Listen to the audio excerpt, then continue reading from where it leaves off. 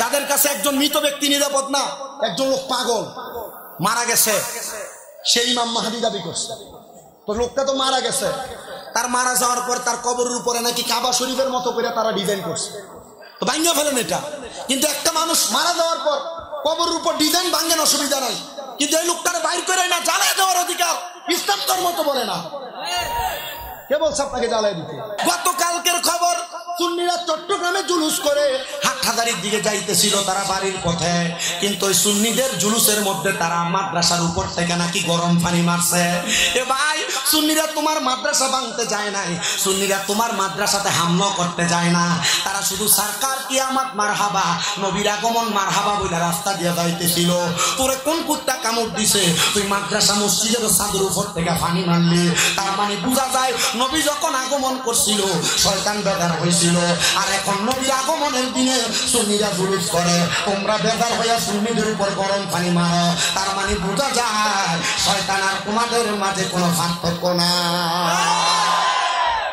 কথা কোন এমন জাত আছে না নাই? কই আমরা তো আপনাদের কোনো মাদ্রাসা হামলা করতে চাই না, যাই নাকি? এটা কি সুন্নিদের শিক্ষা নাকি? আরো লাইবে কয় আর সুন্নিরা ইবে মারছে। তো তুই সুন্নিদেরকে আঙ্গুল দিতে যাস কিনলে শয়তান? সময় বেশি দূর নাই, যদি সুন্নিরা ঐক্যবদ্ধ না হয়, সুন্নিরা যদি একতাবদ্ধ না হয়, গড়ে দিকটা সবাই করবো সুন্নিরা। লেখা রাখো, স্বামীনতা বলে দিস। বাংলাদেশের প্রথিত যশা সব জায়গায় সব ঠিক আছে। আরে আমার শত্রু যদি মারা যায়, আমি কি আমার শত্রুরে মারা যাওয়ার পর তার উপর কোনো দাবি রাখতে পারি নাকি? কথা বলেন, দাবি রাখতে পারি?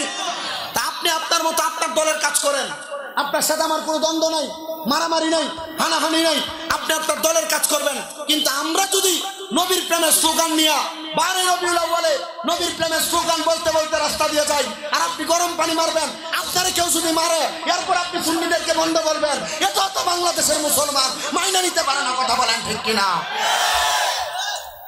আমরা আজকে এই চাঁদপুরের হাজীগঞ্জের তারালিয়া থেকে বাংলাদেশের প্রশাসনের কাছে একটা জিনিস আবদার জানাইতে চাই, প্রশাসনের পবিত্র পোশাককে আপনারা পবিত্র রাখেন। কারণ কি বলে, আপনারা প্রশাসন যদি ভালোভাবে জাস্টিফাই করেন বাংলাদেশে কারা মত সৃষ্টি করতেছে, দাঙ্গা হাঙ্গামা করতেছে, আপনারা জাস্টিফাই করলে এগুলা বের করতে পারবেন, আর বের করে এদেরকে আইনের আওতায় আনেন, সোনার বাংলাদেশকে আপনারা শান্ত করেন। কথা বলেন, দরকার আছে না নাই? জাহিলিয়া যুগ তো এমন ছিল না, কবর থেকে উঠে জ্বালাই দিবে। আপনাদের কাছে ভালো লাগতেছে এটা? কোন নিয়ম বের করতেছেন আপনারা? কি দেখাচ্ছেন আপনারা? আল্লাহ তাআলা এগুলা থেকে আমাদেরকে হেফাজত করুন। আমাদের এলাকায় কি দল নাই? সুন্নি জামাত ছাড়া কি অন্য দল নাই? কুমিল্লা চাঁদপুরে কি জামাত কোন, বিএনপি কোন, সব রকমের দল নাই? আমাদের এই সাইডে তো মারামারি নেই। কোন এলাকায় এগুলো হচ্ছে তাদেরকে চিহ্নিত করেন, আর এগুলোর প্রমাণ সোশ্যাল মিডিয়ার মধ্যে আসতেছে। কথা বলে না কেন? আপনারা বলেন আমরা মুসলমানেরা আল্লাহ রসুলের আগমনে খুশি না বেজার? হ্যাঁ, কথা বলেন, খুশি না বেজার?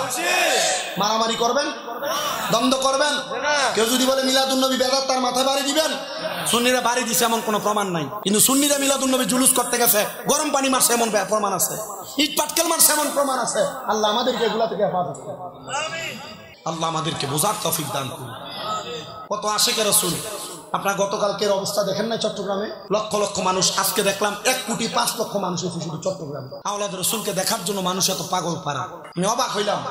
আচ্ছা, 1,05,00,000 মানুষ বাদ দিলাম, 5 লাখ যদি সমানে দেয়, কেউ লাড়িলে দৌড়ানি দেয়, খবর থাকবো না ভাই?